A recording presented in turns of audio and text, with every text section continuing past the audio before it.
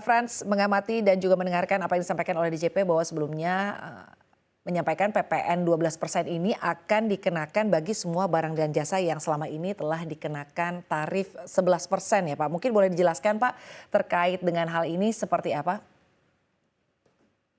Ya, terima kasih Mbak Sinta atas kesempatannya untuk memberikan penjelasan terkait dengan kenaikan PPN ini. Memang benar sekali bahwa kenaikan tarif PPN dari 11% menjadi 12% ini berlaku untuk seluruh barang dan jasa yang memang selama ini sudah dikenai tarif 11%. Namun demikian sebagaimana tadi disampaikan oleh Mbak Sinta, ada beberapa jenis barang yang merupakan kebutuhan masyarakat banyak, contohnya minyak goreng curah kita, kemudian tepung terigu dan gula industri itu yang PPN-nya ditanggung oleh pemerintah. Sehingga kenaikan 1%-nya itu tidak dibayar oleh masyarakat umum tapi ditanggung oleh pemerintah. Kemudian juga ada beberapa barang pokok yang selama ini memang sudah ditanggung oleh pemerintah dan dikenakan tarif PPN hanya 0%. Barang dan jasa tersebut tetap tidak dikenakan kenaikan atau tidak dikenakan PPN. Contohnya adalah barang kebutuhan pokok, misalnya beras, gabah, jagung, sagu, dan lain-lain. Kemudian juga ada jasa-jasa, diantaranya jasa pelayanan kesehatan, pelayanan sosial, pendidikan, keuangan, angkutan umum, darat, air, tenaga kerja, jasa persewaan rumah susun, dan lain-lain. Kemudian juga ada barang-barang contohnya yang lain, contohnya misalnya adalah buku, kitab suci, vaksin polio, rumah sederhana, rusunami, listrik, dan air minum, dan lain sebagainya. Sehingga ini masih dibebaskan PPN-nya dan ditanggung oleh pemerintah. Demikian Mbak Sinta. Baik Pak Frans, lalu terkait dengan apa yang disampaikan oleh Presiden Prabowo sebelumnya bahwa yang dikenakan PPN 12% ini hanya akan barang mewah begitu ya Pak ya.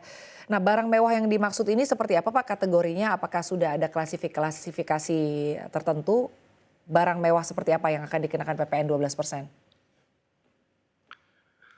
Terima kasih Mbak Sinta. Jadi Kementerian Keuangan saat ini sedang membahas kriteria-kriteria tersebut terkait dengan batasan dari barang dan jasa yang mungkin nanti akan kita kategorikan sebagai barang mewah atau premium.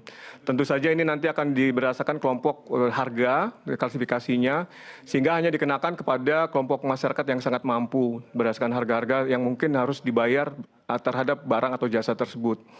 Nah, dengan demikian nanti akan kita umumkan juga secara resmi, tapi saat ini masih dalam pembahasan, sehingga nanti kalau sudah ada terkait dengan kategori ini akan kita umumkan. Sementara itu atas seluruh barang kebutuhan pokok dan jasa kesehatan, pendidikan, sampai dengan nanti pada saat 1 Januari 2025 akan tetap bebas PPN sampai diterbitkannya peraturan terkait. Jadi kita akan masih lihat dan kita sudah membicarakan ini dengan pihak-pihak terkait, contohnya dengan Kementerian Pendidikan, Kementerian Kesehatan, bahkan pihak asosiasi dan lembaga-lembaga lainnya yang terkait sehingga kita mengumpulkan banyak masukan dan juga mendengarkan aspirasi masyarakat sehingga nanti diharapkan apa yang nanti dikeluarkan kebijakannya adalah yang terbaik bagi kita semua. Baik, artinya terkait dengan barang mewah yang akan dikenakan pajak 12% sampai dengan saat ini rinciannya belum ditetapkan, artinya begitu Pak Frans? Ya, belum Mbak Sinta, masih dalam pembahasan. Baik, lalu selanjutnya Pak terkait dengan barang mewah seperti misalnya mobil, itu kan sudah dikenai pajak PPN BM ya Pak. Bagaimana lagi dengan PPN ini terkaitannya?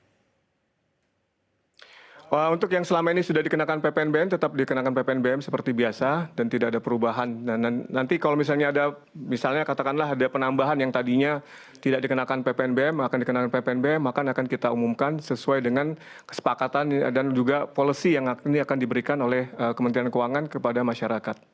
Demikian Mbak Sinta. Baik, Pak Frans. Pajak 12% untuk barang mewah ini kan akan dikenakan per 1 Januari Pak 2025. Tadi Anda menyampaikan bahwa sampai dengan saat ini masih dalam pembahasan begitu ya Pak kriteria dan juga rincian barang mewah mana saja yang akan dikenakan 12%. Artinya untuk pengumuman rincian kategori barang mewah ini akan diumumkan sebelum tanggal 1 Januari atau seperti apa Pak Frans? Ya, untuk sampai saat ini nanti akan kita umumkan pada waktunya Mbak. Jadi kalaupun misalnya nanti berlakunya 1 Januari, tentu saja sebelum 1 Januari akan kita umumkan. Namun bisa saja nanti ada pengumuman-pengumuman yang lain yang terkait dengan hal ini. Dan saat ini masih dalam pembahasan sehingga kita akan perdalam lagi seperti apa yang waktu atau momentum yang nanti akan dikeluarkan oleh pemerintah. Namun demikian sekali lagi kami umumkan bahwa untuk barang kebutuhan pokok, jasa kesehatan dan pendidikan, nanti pada tanggal 1 Januari 2025 itu akan tetap dibebaskan PPN sampai diterbitkannya peraturan-peraturan yang terkait hal tersebut. Baik Pak Demikian Mbak Frans. Sinta. Lalu selanjutnya terkait dengan perhitungan yang simpang siur nih Pak, bahwa PPN 12% ini adalah kenaikan beban pajaknya 9% bukan 1%. Ini sebetulnya seperti apa Pak? Mungkin boleh dijelaskan?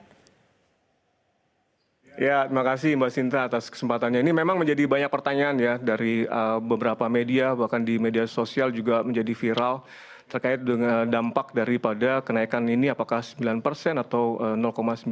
Jadi kalau kita lihat sebagai contoh misalnya ada satu barang misalnya harganya 7.000. Dengan pengenaan PPN 11%, dia akan kena 770. Sehingga total yang dibayar adalah 7.770.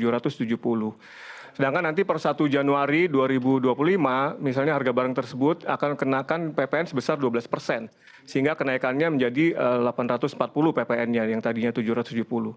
Nah ini kalau kita kenaikan harga ini pada konsumen ini, kalau misalnya kita hitung, misalnya dari 7.840 dikurang 7.770, kemudian dibagi dengan 7.770 dikali 100%, itu adalah 0,9% Mbak Sinta. Jadi mungkin yang selama ini penghitungannya kenapa jadi 9%, karena yang dihitung hanya pajaknya saja. Jadi pajak yang awalnya mungkin 770 menjadi 840, itu dikurangkan kemudian dibagi 770, sedangkan harga barangnya tidak dikenakan, tidak diikutkan, sehingga pengalinya menjadi 9%. Padahal harusnya semua diikutkan, sehingga kenaikannya itu sebenarnya hanya 0,9%. Dan ini sudah kita perhitungkan dan sudah kita sosialisasikan juga kepada pihak terkait dan juga kepada masyarakat. Jadi kenaikan PPN 11% menjadi 12% itu menyebabkan tambahan harga sebesar 0,9% bagi konsumen akhir.